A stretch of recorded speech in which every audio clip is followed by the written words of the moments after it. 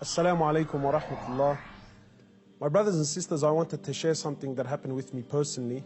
Not too long ago, I went to visit a friend of mine whose mother was dying of cancer. She had been battling cancer for about 5 years, and news came to me that she was on her last days.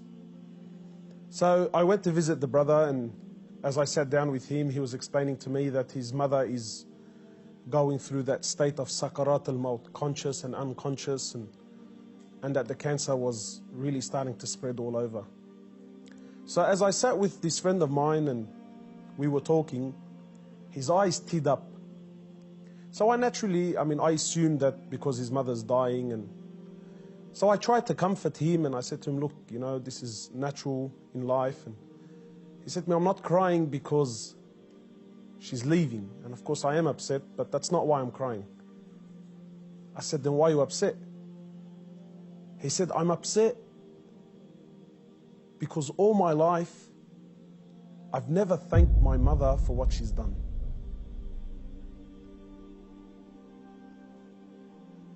And honestly, I can't explain what happened to me when he said these words, He said, all my life, I've never once in my life said thank you to my mum.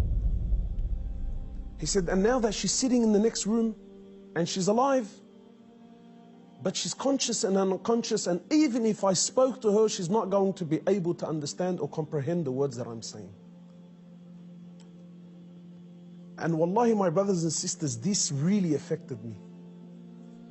That all his life, all of our lives, for those of us who are fortunate enough that their mothers are still around, my mum has been there all my life, never failed me once, and never once have I ever come to her and just said thank you. And not one of those thank yous with some flowers, and that's a good thank you, but those really deep thank yous.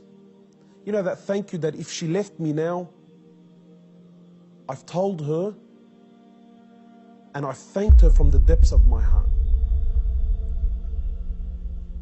Wallahi, my brothers and sisters, I haven't been able to forget this. That when was the last time you thanked your mother? When was the last time you showed your mother genuine appreciation for everything that she's ever done?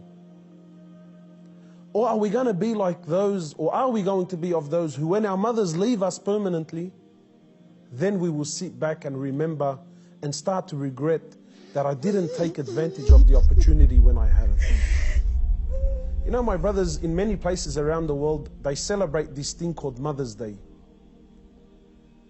And it breaks my heart because in Islam, in truth, Mother's Day is every day. We don't single out one day of the year to say, oh, Mum, look, I remembered you today. But rather, we're ordered by Allah and His Prophet, more or less, to remember our mothers on a daily basis. A man came to the Prophet of Allah and he says to him, O Prophet of Allah, and many of us get this hadith wrong. He says, O Prophet of Allah, who is most deserving of my kind treatment? He says to him, your mother. He says, then whom? He said to him, your mother. He said to him, then whom? He said to him, your mother. He said, then whom? He said, then your father. Many of us, we interpret this to be love, that my mother is most deserving of my love.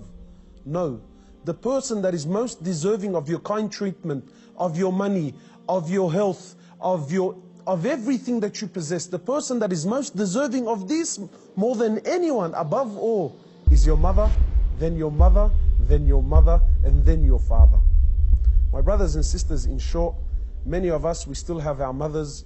Wallahi, do not be of the losers who wait until our mothers leave us permanently, only then to wish and to regret and say, I wish I can go back and thank my mother.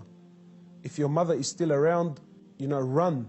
By Allah, run to her and thank her for everything that she's done.